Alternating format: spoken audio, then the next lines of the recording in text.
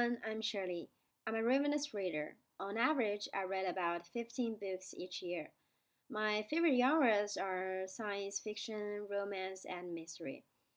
If you are also a bookworm like me, and if you happen to like love stories like me, my speech is especially for you.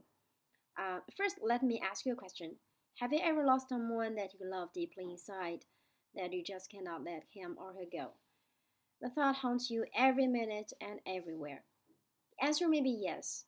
Then you must be interested in the book I'm going to talk about today. The book, by the name of Everything We Keep, is written by an American female writer, Carrie Lonsdale. It deals with lost and found of love, letting go, and things like that. Well, in the next few minutes, I'm going to introduce the main story of this novel to you and then give you my comments and others' reviews on this book from my book club. The story centers on a girl named Amy Tierney. She's a sous chef who has been planning a perfect wedding and perfect life with her childhood sweetheart James Donato. However, James disappears while on a business trip to Mexico right before the big wedding day. It is a tragic boating accident. Then the wedding turns into a funeral. Amy bears her love, but there are still many unsettled questions since she never sees his actual body. Things becomes even more complex when a psychic named Lucy or Lacey or Lenny shows up at the funeral and says James is alive.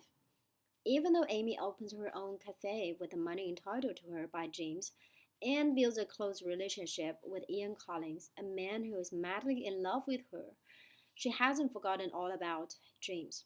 His clothes are still hung in their closet and his paintings on the walls of their home. After 14 months since James' disappearance, Amy's search leads her to Mexico, with clues from the mysterious psychic and the art gallery postcard from Mexico. Ian, whose wife died 5 years earlier, comes along with her. He too has someone to search, his mother. Part 2 of this book takes us to Puerto Escondido, Mexico, to a beach resort and a gallery to meet the artist Carlos at this mysterious gallery. And Amy finds out that Carlos is actually James, his lost fiance, and he was hurt and lost his memory because he wanted to protect her from his cousin, Phil, who is, in fact, his brother, born by James' mother and his mother's brother. Very complex. And Amy also finds out some other dark secrets in a Donato family. In this process, Amy's heart is divided from James to Ian. Well, to my surprise, in the epilogue, Carlos returns to his old self. His memory comes back, and this leaves a huge mystery for readers to imagine what will happen to him, Amy, and Ian. What do I think of this book? Well, I think it's a real page turner because there are lots of twists and turns in this book. Um, so, and also multi-layered mystery and suspense, so it keeps readers glued to the pages to learn the dark family secrets and the whereabouts of James' missing paintings. So I really love reading this book. It's a good experience for me. Um, but the comments and reviews on this book are very polarized in my book club. Some people give it 5 stars, but others thought it's just a rubbish. Like my friend who wrote comments like, I didn't hate this, but I didn't love it either.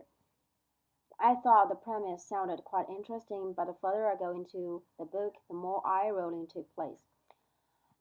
She was very unimpressed by the epilogue, not like me, because she has difficulty connecting with the heroine Amy, and she always struggles when things become far fetched.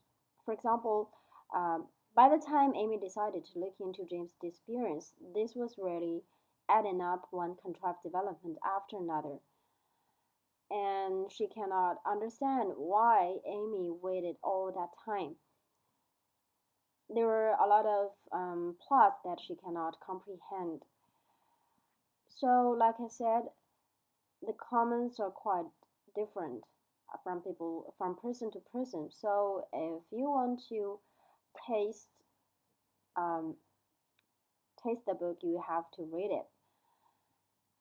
So today I introduced to you a romance and mysterious novel, Everything We Keep. I hope you enjoy my talk.